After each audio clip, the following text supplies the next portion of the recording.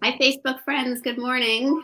It's Helen Archontou here, YWCA Northern New Jersey CEO. So happy to have some time with you today on this Thursday. As you know, YWTV is all about educating and inspiring. And if you've been following us, you know that we dedicate Thursdays to Share the Mic Now. And our Share the Mic Now project is part of a national effort that is designed to amplify the voices of Black women in our community. We've had some amazing women on our show talking, and today we have another wonderful human being with us, and so grateful that she could join us. We have Ebony Jackson, who is the Assistant Director of the Office for Social Justice and Diversity at Montclair State. Ebony is a New Jersey native, and she's been working in higher education for over 4 years. As a Black and queer woman, Ebony is dedicated to uplifting and supporting marginalized communities through social justice programming, education, and advocacy. She shapes her approach from an intersectional lens with an influence from Audre Lorde's quote, "There is no such thing as a single issue struggle because we do not live single issue lives." That's a good one. Ebony Jackson is also a 2-time alum of Montclair State University. Woohoo! I'm one too. In 2014, she received her BA in linguistics. And in 2016, she received her master's in counseling with a concentration in higher education and student affairs. And I just want to share, we connected with Ebony because in my other part of my life, I'm a professor, an adjunct professor at Montclair State, which is, as I said, was my alma mater as well. I did my undergraduate work there. And being part of their email list, I was always getting these emails from the department that Ebony runs. And she's doing such interesting and impactful work. And I was following it. And of course, I was thinking about the connection to the YWCA of Northern New Jersey as I was reading through her emails, even though I was on my Montclair State email. And then a few years ago, she posted about a conference that they were hosting and looking for requests for conference presentations. So we put one in, and then we presented 2 years ago at the conference. And this year we presented again at the conference. And both times, I really have been so impressed with Ebony and what she has pulled together in terms of these conferences. The first year, because in person, it was quite a lot going on, and she managed it so expertly. It was so many great speakers and a wonderful mix in the community of students, as well as just folks from New Jersey who were interested in being part of the conversation, which I loved that you were able to get that mix. And this year she did it all over again, but she did it virtually, which I think she gets a special shout out for that, because that could not have been easy. So with all of that, I'm so happy to finally have the tables turned and get to talk to Ebony a little bit today. So with that, welcome, Ebony. Thank you for joining us. Thank you. I am super excited to be speaking with you today and be part of this. Following YWCA, like in my work email, and I also like the page on Facebook, follow on Instagram and everything, and just seeing it. I'm now part of this, and it feels really cool. I'm honored. Well, as we've talked about, today's just about a conversation. And so I'm excited to, introduce you to our viewers, and they could learn a little bit more about you. So tell me a little bit more about your work that you've been doing at Montclair State and, before, and, how you got there. Yeah, so as has been stated, I'm the Assistant Director of the Office for Social Justice and Diversity. In our office, we have 4 identity centers. We have the LGBTQ Center, a Women's Center, a Multicultural Center, and a Center for Faith and Spirituality. And out of those 4 centers in our office, we provide education, advocacy, support, and sort of consultation to faculty and staff on campus when, there may be a professor who's like, I have a trans student in my class. I'm not entirely sure how to accommodate them in class or make them feel comfortable. They want to, but they don't know how. So we're sort of just, personally, I'm whatever people need me to be on campus. I'll have students who say, I have a name change that I need taken care of, or I had this experience with a roommate in regards to my race or ethnicity or sexuality or whatever. And sometimes students just want to be in this space. As colleges and universities do, there's hangout spaces and everything. In our office, pre-COVID, was definitely one of those spaces where students will come, they'd eat lunch, hang out with their friends. And in our physical space, again, pre-COVID, our centers were places where we would host our weekly discussion groups. A majority of them are identity-based. So for example, we have like queer and trans people of color discussion group for predominantly queer and trans people of color who are students on our campus. They meet weekly and there's just different topics. I think we're running 9 groups this semester.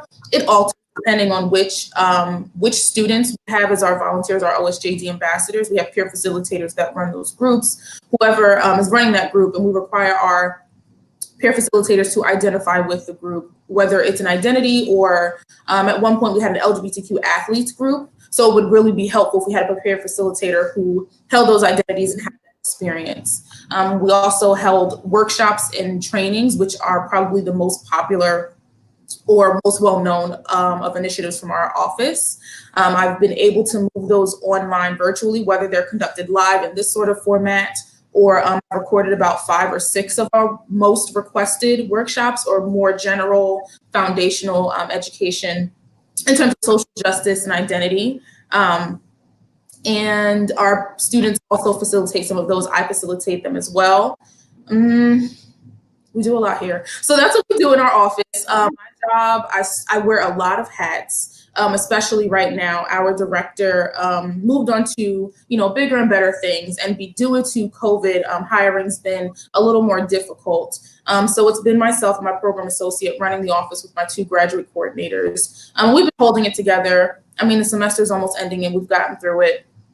It's definitely been interesting. But how I got here, as I was, talking to you yesterday and preparing for this, I've always sort of have been, I was raised sort of in a social justice household without knowing. I was raised by my parents and my family, my community, whether it was church or, the recreation center in town, or the annual Stop the Violence, or Stop the Silence sort of violence prevention events in town, or what have you. It's always been very much social justice and racial identity building and uplifting.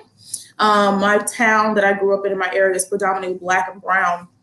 And so I've always been surrounded by that.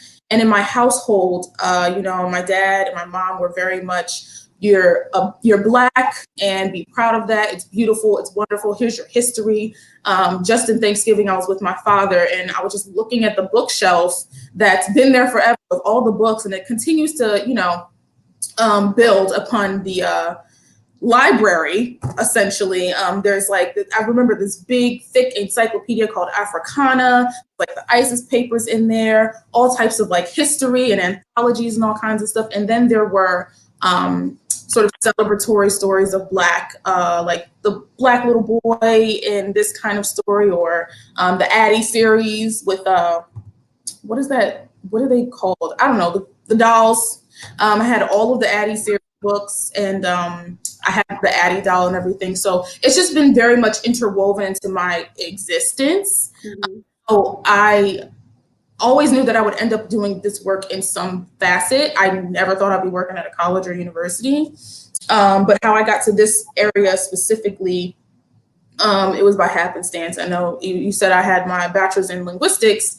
I was planning on being an ESL teacher. And when that sort of didn't work out, I was like, I got to figure something out. But I was very involved as a student and undergraduate. In fact, I worked as a volunteer in the LGBTQ center. So it's pretty a full circle sort of moment. And in working in the LGBTQ center, I was able to see the coordinator at the time there and other staff members, working with them and seeing them going through the day-to-day of their job. It was like, I like doing this. I'm good at programming. I'm good at connecting with people. Let me just go ahead and apply to graduate school. My younger sister was also a student here. All 3 of us, me and my 2 sisters, we all went here. So we're like a legacy, I guess. Yeah. Not intentional at all. But my younger sister was here as well. And it was her freshman year. And our mother had passed within that year. It was like my senior year and her freshman year. And there was so much going on. And I just figured, you know what, I'll stay. It was about a 2.5-year program. And I started in the middle of an academic year, so in the spring semester. And me and my sister, it just happened that we graduated at the same time. So everything happened to work out. And so I kind of just fell into this. And I knew I wanted to do either social justice work or just programming in general. And it just my luck. My first job out was coordinator of the Women's Center at Ramapo, which is right in the field, and then moving into this role. So this is only my second role out of graduate school. That's a very, very long-winded resume, I guess, if you wanted to. How I ended up here, it's sort of, it brought together two interests and natural, I guess, areas of mine, and it just happened to work out. I'm still amazed at how it all worked out, quite honestly. Yeah, it sounds like from, us talking that it just kind of was seamless, and you just keep, you're clearly where you need to be right now, for sure. And I can say that from the impact, and, having a whole year without a director clearly didn't impact the work of your department, as I can attest to, because I was part of your conference and see all the work that you're doing, because I get the emails and see the activities that you're busy with. So, and I know, and as I shared with you, one of our team members, Saimaza Sadak, who oversees our Healing Space program, our director, was sharing, how beloved you were at Ramapo as well. So it's clear that you are someone who has a real people connection. And that's really important in social justice work, for sure.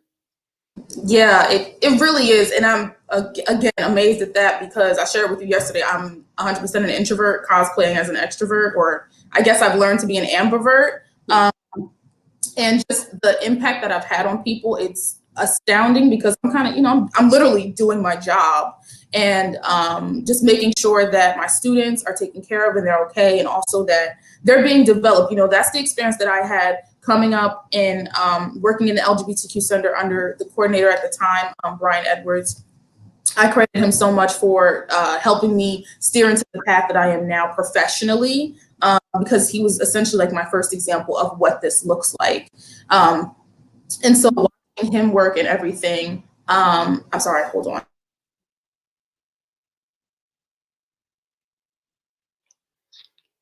Well, I just love that we have Ebony here today, and she's able to share her story. She's actually also at work at Montclair State. So, we can expect that, unfortunately, she's doing what she does best, helping her students. Yes, the job never stops. It was, it's one thing after another in this. My sincerest apologies. Okay. Yeah, that's part of the job, Just what I told everyone. Yeah, it's literally nonstop. But I have no idea where I was going. But it's just everything. How your connection with people is so important and imperative in being a social justice, organizer. Oh yeah, absolutely. I mean, I just want to make sure. Okay, yes, I know what I was saying.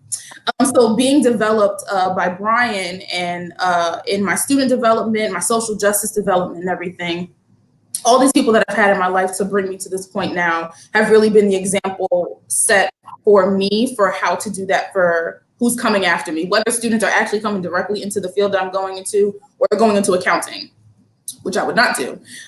Just making sure that whoever comes across my path, whether it's a student who is working in my office, volunteering in my office, or just a student coming in here asking me a question, I want to make sure that they leave with something beneficial to them. I make it a point to not just have, especially my student volunteers and my student workers, and my graduate students especially, that they're just not here doing something for the office that only benefits me. I'm all about reciprocal relationships, regardless of the relationship. And making sure that they leave with something, I led this project, or I developed these public speaking skills, or I know how to put together a presentation, or whatever it is that they are looking to develop. Or maybe not. Maybe it's something that, I see that you have this strength here. I think we can, build that up. And I credit that to the people that came before me who did that for me, and sort of just doing that for my students that come after me. Well, I mean, that really speaks to the importance of mentors and models to, help us through our journey, but it also helps us help others, as we go through our journeys for sure. So that's a true testament.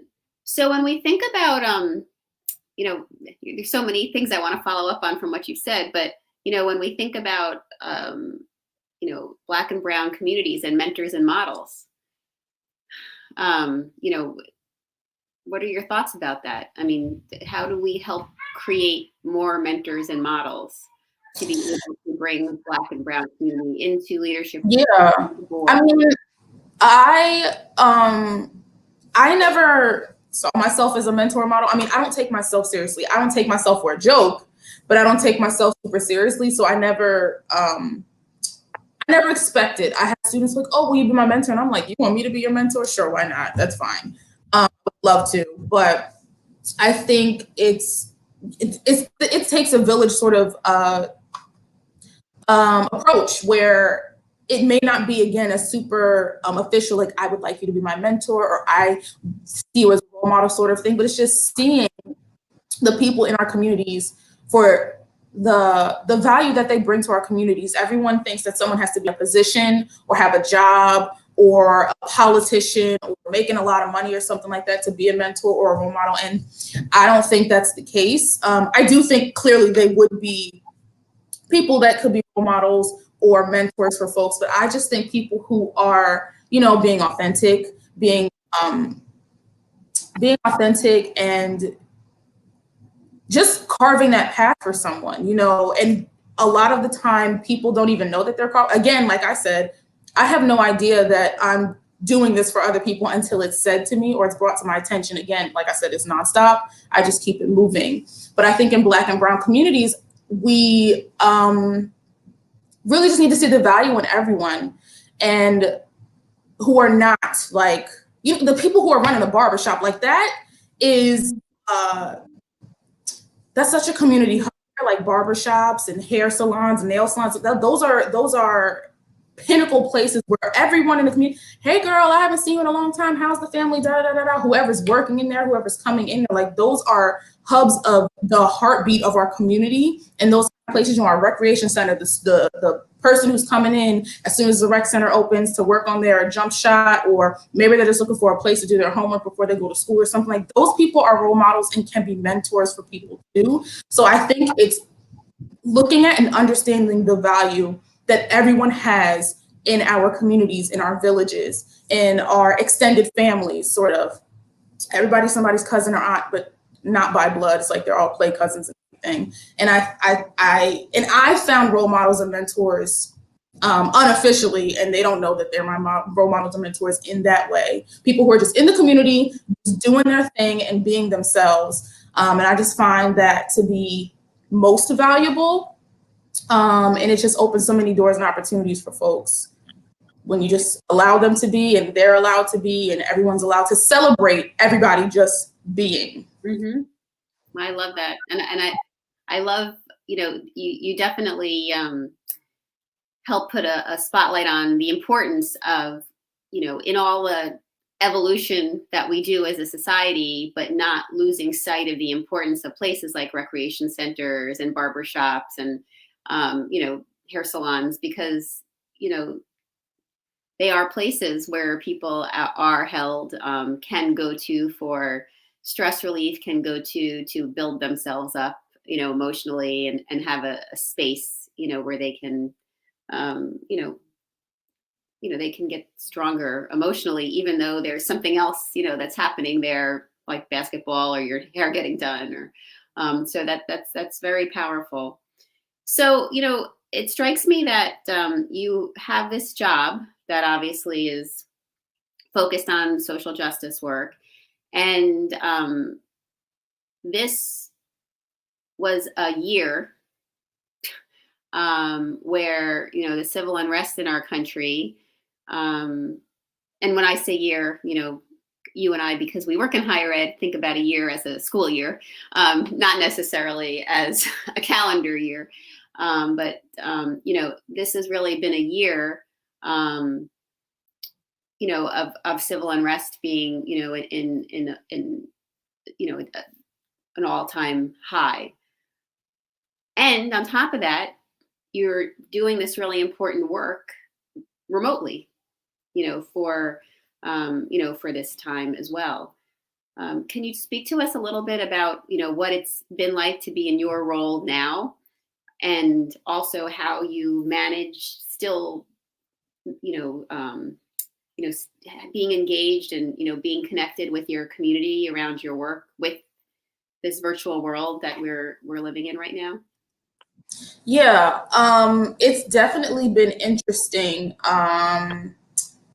because this work, clearly it's being done virtual. It can be done virtually. It's been really interesting trying to do it, and with it's just really interesting. We're home a lot. We're home much more. Protecting ourselves, staying home, self-isolating, quarantining, and everything. So we're looking at media a lot more, whether it's the news, whether we're binge watching some series, or we're on social media a lot more. I mean, we're on it, so it's people are consuming a lot more information, and people are being exposed to a lot more with a lot more of what's going on, and being a lot more informed. So it's always been our responsibility to, talk about the issues or address the issues. And I always have found it, it's just been a lot to do with addressing, the needs of the campus and what we need to be doing here, and, my responsibilities and our office's responsibilities, and then managing what's going on in the world, and what our campus community may need in regards to what's going on in the world. So it's like a trifold sort of thing to think about right now. But it's been interesting, and I feel like this semester I've really been able to, specifically because we're virtual, I've been able to hone in on sharing information a lot more and in a better way, for lack of better words. I can't think of the word before, but being virtual, we have to find a different way to program. We just had now it's HIV/AIDS Awareness Week, because today is December 1st. And so something we've implemented were Did You Know movie nights, where it's literally just a movie night, but we're showing a documentary or maybe a film about maybe a time in history or a specific issue or something of that nature. Tuesday night we streamed, we screened How to Survive a Plague. Dynamic film. Everybody, if you're watching or whoever's watching, you should watch it. It's really great, talking about, the late 80s, early 90s AIDS movement and the fight against AIDS and everything. Really impactful, dynamic. But, it's super simple. I am somebody that can complicate and make things super, super complex. And this semester, I've really been able to draw back and keep things simplified, and it's still been super effective. And so, doing the infographics on social media, highlighting certain days like Holocaust Remembrance Day, for example, because we know a lot of these things exist. We don't know that this is a day and this is a day. Today's Juneteenth, today is this day, today's that day. And it's really given me an opportunity to be able to do that, as well as I've been wanting to put our workshops again digitally, or pre-recorded workshops online, to be more accessible, because again, we're but so many people in this office, and so many people are looking to receive those workshops, and we're not always able to do that. And we also may not be with the most engaged class all the time with the content. They don't have any questions, or they don't want to talk, but they're like, I would like to get the information. And so having them on our classroom information portal has been really helpful. A lot of folks have been watching them. So it's been, again, very interesting, but it has interesting in a good way. And it's also kept me on my toes and kept me continue to be innovative in how to complete the tasks at hand and take it up a notch, do something different, reinvent something. Maybe we didn't need to do that this year. Sort of thing. And with everything going on in our world, with protests, with the pandemic, unemployment super high and everything, also trying to just create spaces for people to just share what's going on in their mind and know that we're here, we're listening, and we're here. As cheesy as that sounds, but we're here for you with whatever you need. You gotta reach out to us and trying to create that funnel for them to be able to get to us. I'm still trying to figure it out, because this is the first time that any of this has existed all at the same time with me in this position. So I'm still trying to figure it out, but I am enjoying having to keep reinvent and keep being innovative of how to effectively program, effectively educate, effectively advocate, and effectively support our campus community. Well, very lucky to have you for sure.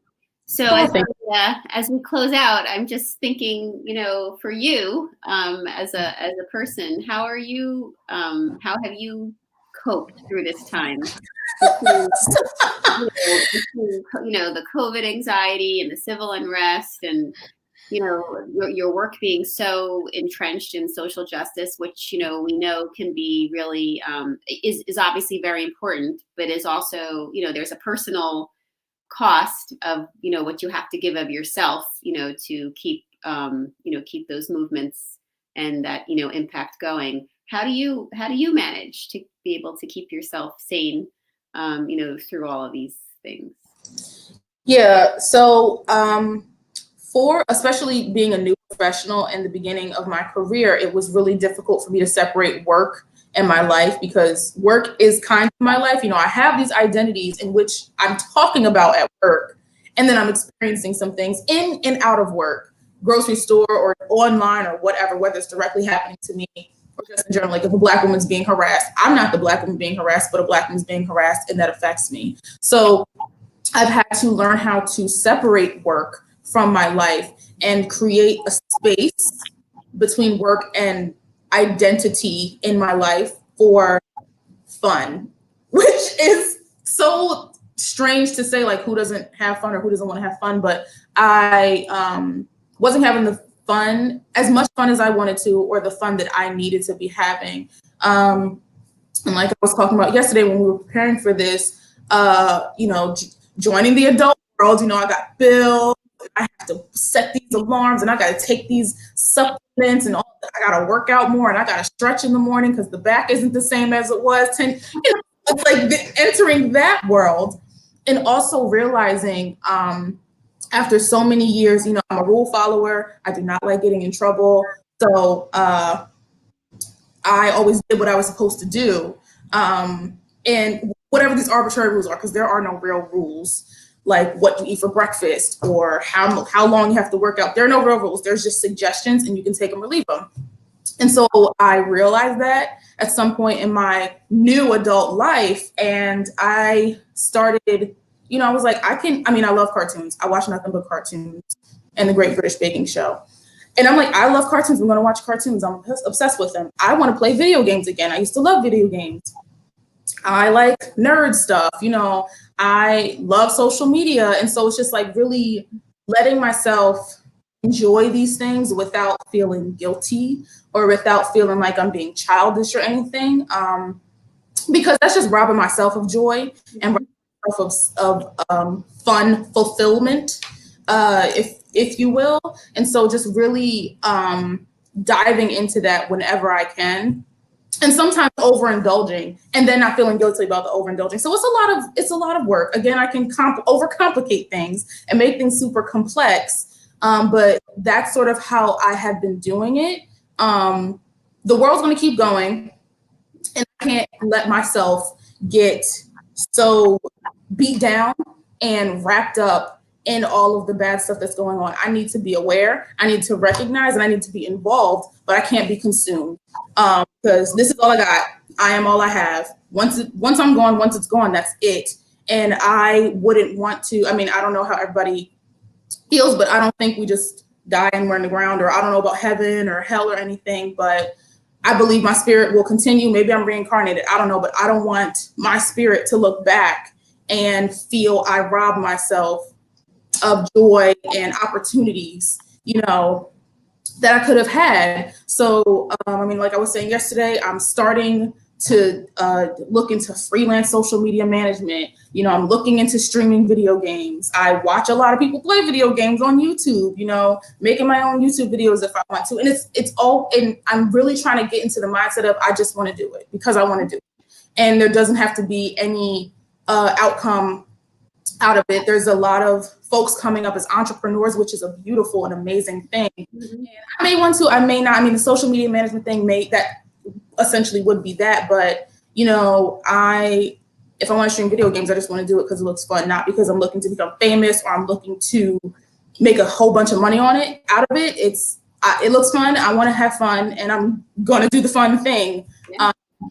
So it's just really chasing joy and holding joy, whatever that is for me. So it's been working. I have not been consumed anymore by what's going on. I mean, I had my moments when I'm like, dag, this horrible, heartbreaking, had my little breakdown, and then move towards, the community portion, signing petitions, calling legislators and all that kind of stuff, and then go watch my cartoons. Or I'm watching cartoons while I'm writing the petition sort of thing.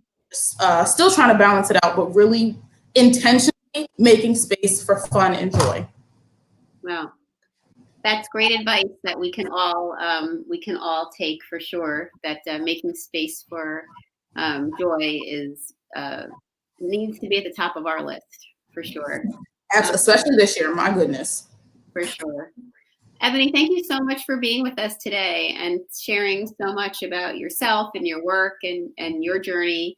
And I know that it's something that our viewers are going to be interested in, and I'm just grateful. I learned a lot today too. So thank you for all you do in the community, and we at the YWCA look forward to a very long partnership with you.